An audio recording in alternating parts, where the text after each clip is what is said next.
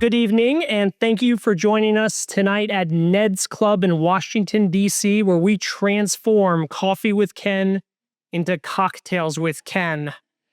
I'm very grateful to the whole team at the Ned's Club, Joywind, and all the members and the staff. I'm fortunate to be a member of the club. It's an amazing place on 15th Street. Highly encourage everyone to join. Coffee with Ken started as a thought leadership series at the beginning of the pandemic, where we were focused at the intersection of politics, business, social impact. So today we're excited to talk about tariffs, supply chain, entrepreneurship, and foreign policy. Right. And to that end, we are joined by the founders of 1953 Tequila, Lindsey Davis Stover and Shivam Shah. Thank you for joining us.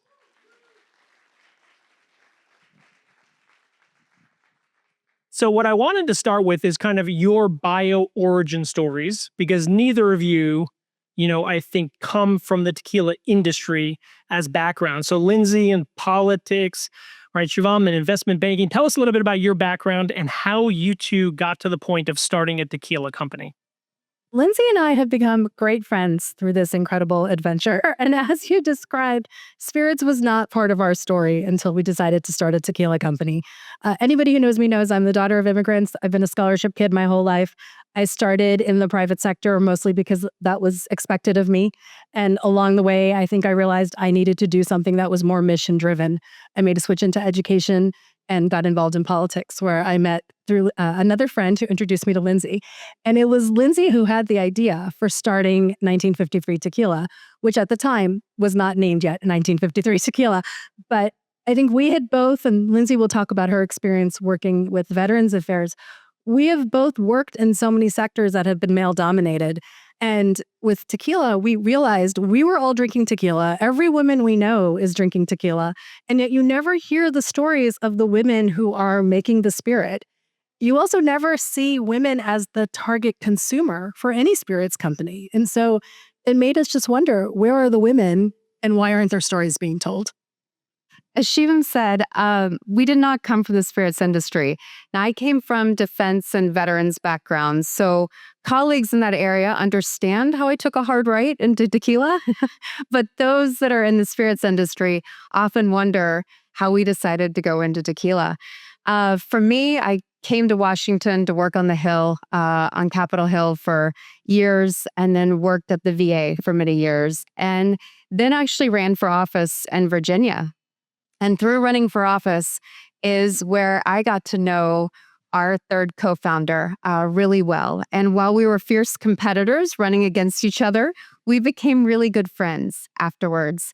And we would meet every month for breakfast at McLean Family Restaurant. And I walked in to the restaurant one morning. I mean, my hair was a wreck. I hadn't slept. And Did you watch tequila? Too much thinking about tequila. And she said, "What in the world's going on?" I said, "I need you to tell me I'm crazy."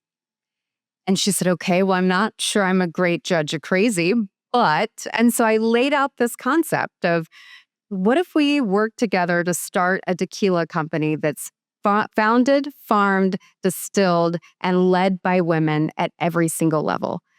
And that actually didn't exist at the time. So we had to build that supply chain. And her response was, "Well, that's my kind of crazy." And the three of us were off and running with this idea. And because we had worked in very male-dominated industries, and oftentimes we were the only women at the table, we knew we had to show up in an exceptional way, sometimes to be taken seriously. And that's the sentiment we put into building this tequila brand. We knew we wanted to create something that was different, that was led by women at every level, but we knew we also had to be exceptional. And that's really what we set out to do. So let's dive into the component parts of that. So you have the thesis, you eventually get to a name, which I want you to tell us how you got to that. But what was it like on that journey of the supply chain? Like, how did you even find the farmers, the non-additives, right? Like, how did you get to the point of being educated enough on like the supply chain, the market, and being ready to kind of introduce this? Well, the hardest part of the supply chain for us was the farming piece. Typically in Mexico, agave farms are passed generationally through the sons in the family. And so we flew down to Mexico with this idea, and we were so fortunate to work with the San Matias family, Carmen and her daughter Adriana are our partners. And Carmen is named the Queen of Tequila in Mexico. And so she is literally the best person to learn the industry from. And when we took this idea, she acknowledged that the farming piece would be the hardest. And so she actually helped us identify an agave farm owner who wanted to sell his farm because he wanted to retire. And he only had 4 daughters. And the women in this room will know that these women had been running that farm since they were about 4 years old, right? But they never had thought of themselves as business owners or as landowners. And so we took this idea of starting this company and guaranteeing the purchase of agave for 1953 tequila if they would consider turning over their farm to their daughters. And I think the part of this story that I know keeps Shivam and I going every single day is their why. And they came back to us and said yes, because there's a high school down the road from the agave farm. And they had never thought of themselves as business owners, as landowners. And they wanted every young girl in that high school to start thinking of themselves differently too. And so once they agreed to take over the farm, that really completed our supply chain. I think Lindsey and I were told no a lot. We got a lot of unsolicited advice on what this company should look like, what this tequila should taste like. And we had to really take those no's and turn them into a roadmap to yes. It was a long process. Now, in retrospect, we can say founded, farmed, distilled, and led by women. But that took over a year to put together. And we started this during COVID. So a lot of these conversations initially were through Zoom. And then, we were flying down there with pre-vaccine, no mask. I mean, there was a lot going on, but we got told no a lot. And this notion that, we're new to this industry or this isn't how things have been done. And the number of times we were called girls. These are things that as professional women, we don't accept in our day to day. And we really had to learn to prioritize, like what are we trying to achieve? What does it take to get to the goal and stay focused on what we were trying to build? Well, as somebody who spent some time in the restaurant industry in New York and kind of exposed to the kind of distribution market of alcohol and spirits, talk a little bit about that, because that in and of itself, I imagine, is an entirely different animal. The retail distribution, partnering with restaurants, wholesale, this is all a jigsaw puzzle that's not necessarily designed to help new up-and-comers, right? So you have also a business hurdle, it sounds like, that you had to kind of overcome? And we had so many business hurdles to overcome, and we're still doing it every day. I mean, the system is structured based on prohibition. So there are laws that require certain folks to have different roles in selling alcohol. So even though this is our product, we can't actually sell it to you. They wanted to give each of you a bottle and they just can't. You have to go buy it. Yeah. No, we have to actually work through distributors and retailers. And so there's a lot of concentrated power. And, when we walk into most rooms, we are the only folks that look like us. And we are starting a story and we are told how to dress. We get a lot of feedback. And I think each time we have to find a way to engage with someone. And I think, frankly, not being from spirits has helped us do that. Working in politics, working in so many other spaces, you learn to find that common ground so you can even have the conversation about your actual shared goal. And it really took one gentleman in New Jersey that took a shot on us. We met with him while he was here in DC, John Devon from Fedway Distribution, which is a very well-respected distribution company in New Jersey. And we met with him and we only had an idea and a 3D printed model of our bottle. And by the end of that meeting, he said, I'm going to take a shot on you. And so that's how we landed our first distribution deal. So we had the ability to prove ourselves in New Jersey. But most importantly, because we did not come from the industry, we weren't afraid to do things differently. So everyone told us, you can't launch a spirits brand online. And we decided we absolutely want to launch this online because we want to get to know where our customers are. And so after launching online, we quickly became the #1 selling spirit online. And we knew exactly where our customers were. So we changed those distribution conversations and the power shifted a bit because we were actually able to take in data of our customers in all of these states and show these big distribution companies they would lose money if they didn't take us on. And we're continuing to do that. We're excited that we're up the East Coast now. We're in Texas, Florida. We're in California. We just signed a deal today to be in Georgia. So it's exciting, but it is a constant struggle, if you will, to continue that. So let's talk about the name and then also like where 1953 fits in tequila, right? Like I'm not a tequila expert, but there's a whole range of quality and flavors and styles. Where do you fit in? So the name is 1953 Tequila, and 1953 is the year women earned the right to vote in Mexico. And our tequila honors the boldness and the courage of the women who fought for equality then and those who continue to pursue equality around the world today. And the name 1953 really just embodies what we're about. The story I told about the women farmers who own an agave farm now in Mexico, our master distiller, who is a chemical engineer by trade, came to the distillery pregnant, worried she would lose her job. And instead, the distillery built a nursery so that she would have childcare and that all women would have childcare. And those are just the small parts of how we're really trying to change a very male-dominated industry. And I think the additives piece for us was non-negotiable. We knew we wanted to create an exceptional tequila with no additives. And, it is a lot easier to go to market, honestly, with a tequila that has additives because you can really, make sure that you can capitalize on the taste, that it's consistency, all of those things.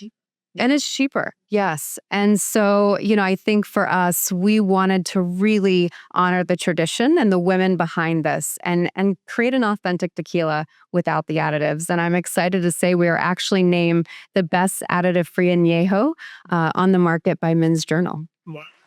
There we go.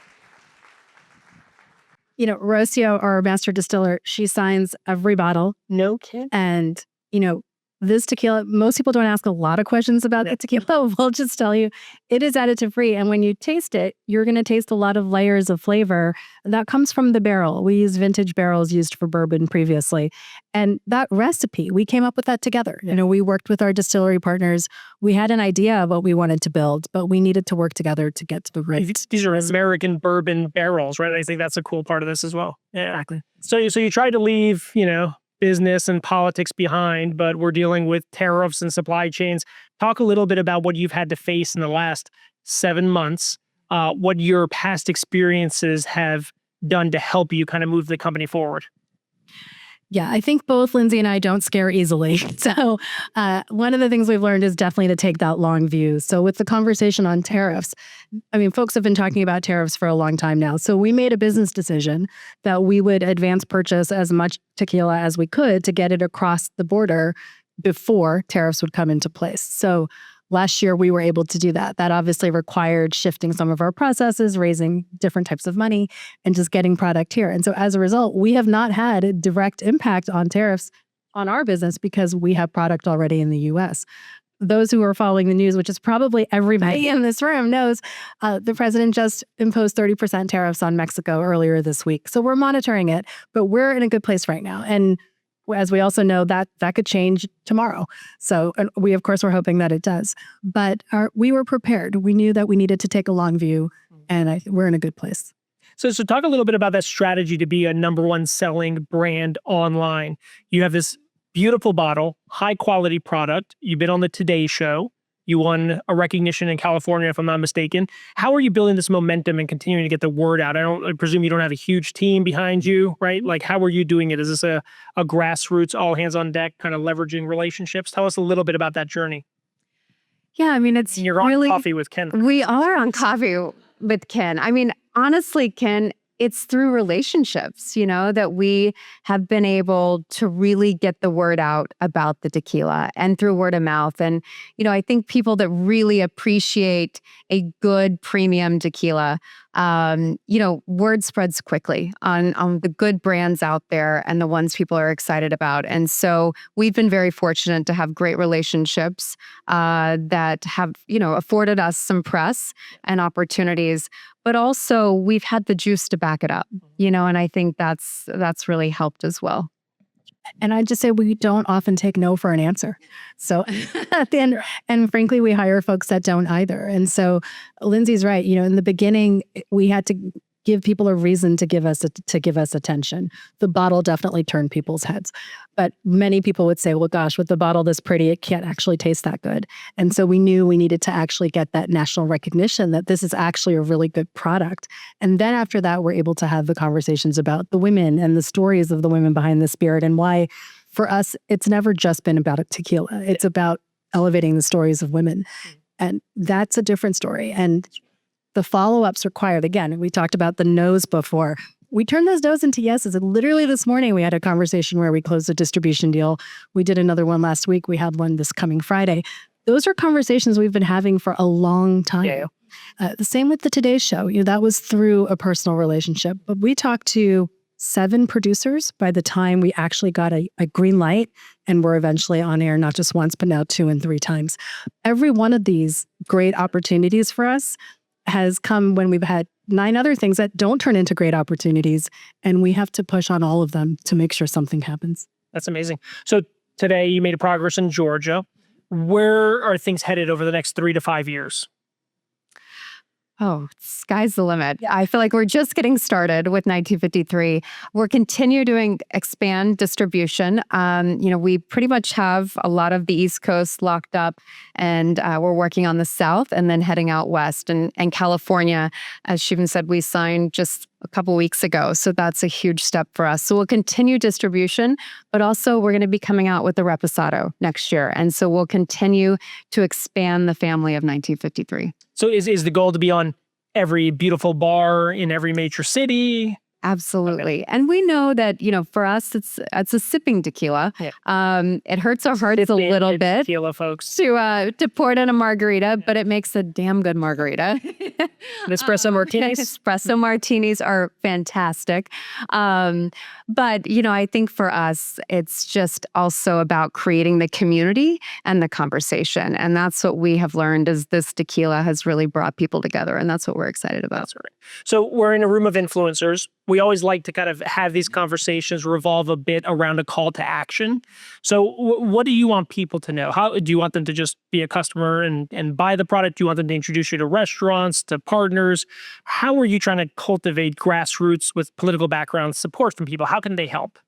Yeah, so it's definitely those things. We want everyone to be a customer. If you have a favorite restaurant or a bar or a store where you get your tequila, tell us, and we want to be on those shelves. We want to be everywhere you experience tequila. But beyond that, if you've ever, dreamed of owning a piece of a tequila company, we are growing fast and we're always looking for investors. Please come talk to Lindsey or I, and we can talk about that more offline. I think at the end of the day, we know there are stories to be told. And of course, we want to have a wildly successful tequila company, but we want to change the industry. Like, we want to be able to set an example that you can run a company that's close to your values, that creates opportunities for folks that are far from opportunity and be wildly successful. So to do that, we need everyone in this room to do all of the things you mentioned, Ann. So buy it, gift it, invest, tell that story. Ask the questions of where are the women? Why don't we see the folks that are doing this work and have been for generations? Why aren't they being recognized for it? And help us tell that story. Yeah, and I love that. So getting to the investing side, right? Like, you had to bootstrap this early on, right? So maybe talk a little bit about that journey. We have lots of entrepreneurs who watch and are here today. Tell us a little bit about that, getting off the ground, the challenges of kind of putting probably your own capital in, friends and family, surviving roadblocks. What was that journey like? And how can people tangibly get involved? Sure. I mean, the journey continues, but it started with friends and family and, people that really just believed in us and believed in the idea of what we were trying to build. And now we have a successful product on the market. So now we are really looking for, thought partners as investors and those that really want to help us grow the business, because we are expanding so quickly and it is so exciting, but we also want to make sure we're thoughtful in that growth as well. So they could all partially own a tequila. Absolutely. This is your chance. And just to be super technical, so we have raised $3 million to date, and we've done that through friends and family. This next level of growth, thank you. That was not easy. It took a lot of sweat and tears. But I think everyone who's invested to date is proud of being a part of this team. And taking it to the next level requires a different level of capital. So in all seriousness, we are raising capital. We do it through a SAFE. If folks have questions, please come talk to us. Now the perk of being a Ned's Club member for a members event or a guest tonight is you're actually going to get to taste 1953. So before we let all of you try it, we're going to try it. So why don't you take us through a tasting? Sure. So Our many first of you, tasting of alcohol and coffee. we're all about being trailblazers here, right? So, so many of you probably have done a wine tasting. It's similar to a tequila tasting. We're obviously tasting an añejo that's been aged for 15 months in vintage American oak barrels that were previously used for premium bourbon.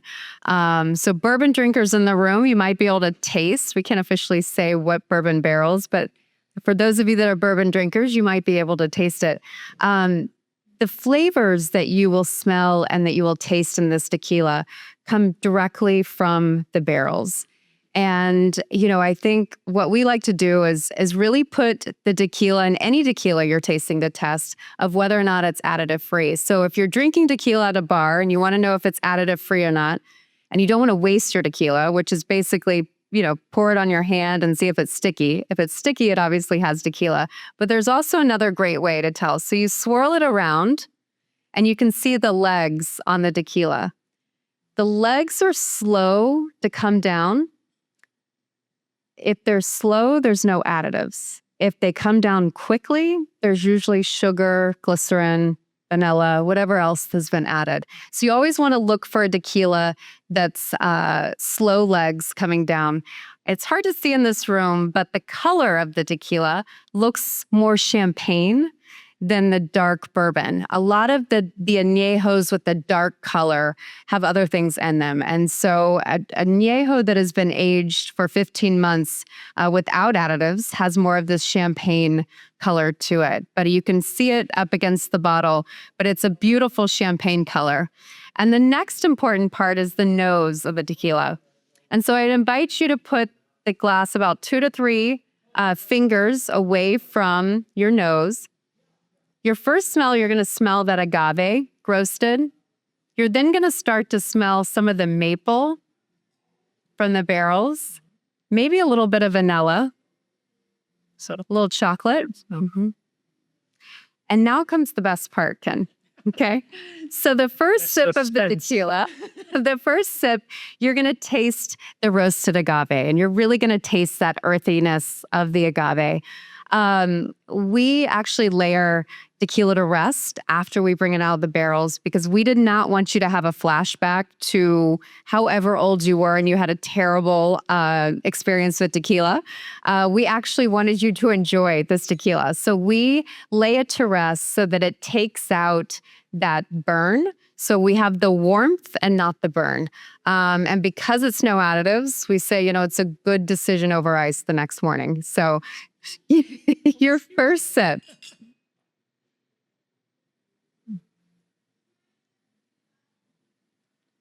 You'll taste the agave. The second sip is where you'll really start to taste no burn, smooth. the additional flavors. So the second sip is the best. We're only going to do 10 sips and then. So all those notes you smelled is what you'll taste on that second sip. Yeah. I love it. I'm here to endorse 1953 tequila. This is incredible. I think your story, your mission, the vision, the persistence and perseverance. Big round of applause. Shivam, Lindsey, thank you so much. And if you ever host a show, you know to stop it so people can drink tequila. We're so grateful to Ned's Club for their hospitality. We're so grateful to all of you for weathering this storm. I can't even talk now, 2 sips. For weathering the storm, being out here today. It's a privilege having you. We're so grateful you're here. Have a great night. Tip your bartenders. Have a good time. Bye, 1953. CoffeeWithKen.com. Thanks for tuning in.